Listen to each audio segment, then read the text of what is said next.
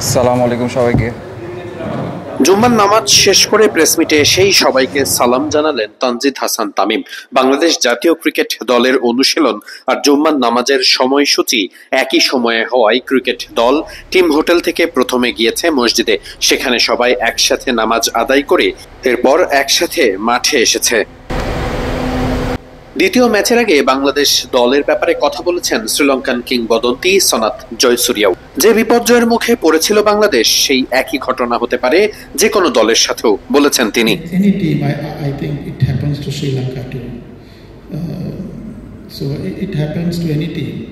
দেখুন, সবার আগে আপনাকে মনে রাখতে হবে এটা শ্রীলঙ্কার দলের সাথে হতে পারে, এটা যে কোনো দলের সাথেই হতে পারে।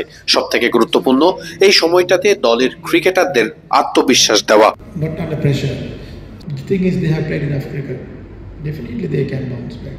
বাংলাদেশ দল এই জায়গা থেকে খুব স্বাভাবিকভাবেই বাউন্স ব্যাক করতে পারে বিশ্বাস করেন সনাত জয়সুরিয়াও।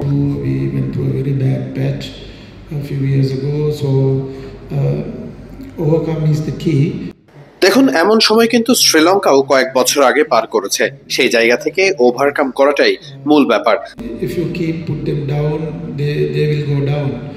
বাংলাদেশ দল এখন ঠিক যে সময়টা পার করছে, এই সময়টাতে দলের ক্রিকেটারদের বরং সবার পাশে থাকা উচিত বলে মনে করেছেন শ্রীলঙ্কান কিংবদন্তি সনাত জয়সুরিয়া। ঠিক যেমনটা দেখছিলেন, সনাত জয়সুরিয়া প্রেস কনফারেন্সে এসে বলে গেছেন এই রকম ঘটনা যে কোনো দলের সাথেই হতে পারে। যে বিপর্যয়টা হয়েছে, যে ব্যাটিং কলাপসটা হয়েছে, সেটা সামলে উঠে বাংলাদেশ দল আগামী 2 ম্যাচে ভালো করতে পারবে কিনা সেটা নিয়ে যখন মূল প্রশ্ন। বাংলাদেশ ঠিক যেমনটা দেখছেন আজকে জুম্মার নামাজ আদায় করে শেষ পর্যন্ত তারা অনুশীলন এসেছে। আমার ঠিক পেছনেই বাংলাদেশ দলের অনুশীলনের জন্য প্রস্তুত হচ্ছে প্রেমাদাসা স্টেডিয়ামের আউটফিল্ডের অংশগুলো। অর্থাৎ এখানে ওয়ার্ম আপ সেশন শেষ করেই বাংলাদেশ দল ট্রেনিং শুরু করতে যাবে, অর্থাৎ স্কিল ট্রেনিং, ব্যাটিং, বোলিং যেটা রয়েছে।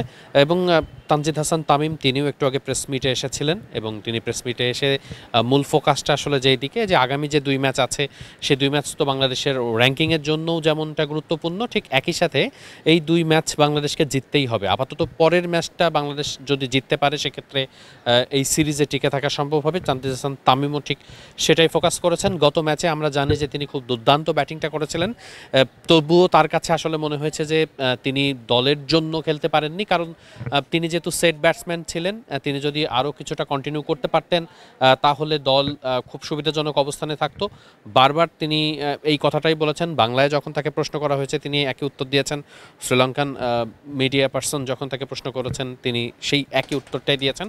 অর্থাৎ এই ব্যাপারটাতে কিন্তু একটা মেসেজ খুব পরিষ্কার যে দলের ক্রিকেটার যারা আছেন, অর্থাৎ তারা কিন্তু ব্যক্তিগত সাফল্যের থেকে দলীয় সাফল্যের দিক থেকেই তারা আসলে বেশি ফোকাসড। এবং খুব স্পষ্টতই তিনি ব্যাখ্যাটা দিয়ে গেছেন যে আজকের গত ম্যাচের পরে তাদের মধ্যে লম্বা ডিসকাশন হয়েছে, লম্বা আলোচনা হয়েছে, যাতে পরের ম্যাচে আসলে তারা ওইভাবে কামব্যাকটা করতে পারে। এই প্রসিডিউরটাই কিন্তু সনাত জয়সুরিয়াও কিন্তু প্রেস কনফারেন্স এসে বলে গেছেন যে এটা যে কোনো টিমের সাথে হতে পারে, এটা বড় বড় দলের সাথে হতে পারে, শ্রীলঙ্কার সাথে হতে পারে, বাট ওই দলের কোচ, টিম ম্যানেজমেন্ট, ক্যাপ্টেনের মধ্যে ওই বিশ্বাস থাকাটা জরুরি, তাদের মধ্যে ওই কমিউনিকেশন থাকাটা জরুরি, যাতে তারা মানসিকভাবে ওই আত্মবিশ্বাসটা ধরে রেখে পরের ম্যাচে আবারও আসলে কামব্যাক করতে পারে। খুব স্বাভাবিকভাবেই সেই বাংলাদেশ দল দ্বিতীয় ম্যাচে বাংলাদেশের বোলিং ইউনিটটা ঠিক যেভাবে পারফর্মটা করেছিল, ব্যাটিং ইউনিটটাও ওইভাবে দ্বিতীয় ম্যাচে আলো ছড়াবে, সেটাই আসলে প্রত্যাশা প্রেমাদাসা স্টেডিয়াম থেকে।